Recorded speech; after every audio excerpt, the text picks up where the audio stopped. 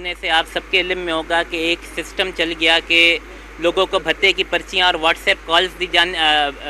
की जाने लगी भत्ते के लिए। और जिन लोगों ने भत्ता पे करने से इनकार किया या उस पर डिले की तो उनकी दुकानों पर या उनके कारोबार पर, उनके घरों पर फायरिंग की गई, जिसकी वजह से आपने देखा होगा कि रमज़ान के महीने में, रमज़ान के आखिरी अशरे में एक इफ्तार दस्तरखान पर एक शख्स अब्दुल जब्बार की मौत भी वाक़ हो गई। और मज़ीद ये कि सरजानी के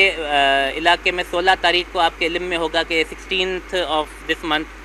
तो वहाँ पर भी एक शख्स हलाक हो गया, रिक्शा ड्राइवर था और 7-6 लोग ज़ख्मी हो गए। हमने इस पर बड़ा एक्सटेंसिवली वर्क किया।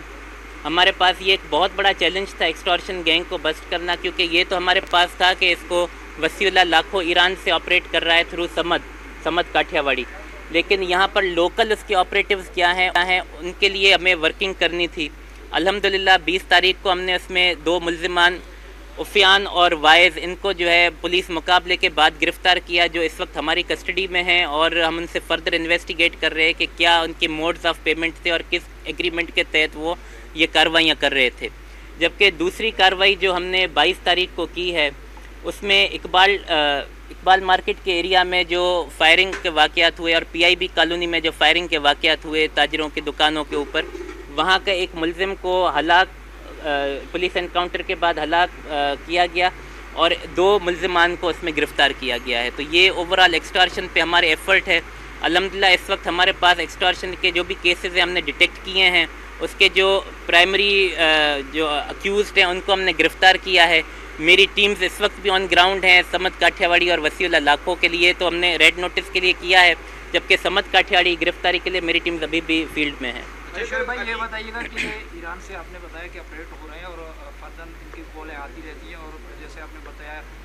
कुछ स्ट्रीट फूड की दुकानें हैं, कुछ होटल्स हैं, वहाँ पर ये भत्ते की पर्ची आती है, वहाँ से खोल रही है। क्या ईरान भी इस हवाले से आपका रब्ता हुआ है? और इस दौरे जदीद में भी जहाँ टेक्नोलॉजी का इस्तेमाल किया जा रहा है तो आज़ादा ना घूम रहे और भत्ते की पर्चियाँ लेते और देखें, सबसे पहले जो ईरान से राब्ते, हमारा एक्सट्रीडिशन एग्रीमेंट नहीं है ईरान के साथ, लेकिन इंटरपोल के ज़रिए हमने रेड नोटिस इनके इशू किए गए ताकि ये मुल्ज़िमान गिरफ़्तार हों और ये कानून के कटहरे में लाए जाएँ। जो दौरे जदीद की आपने बात की कि ये भत्ते की पर्चियाँ, देखें क्राइम एक सोसाइटी,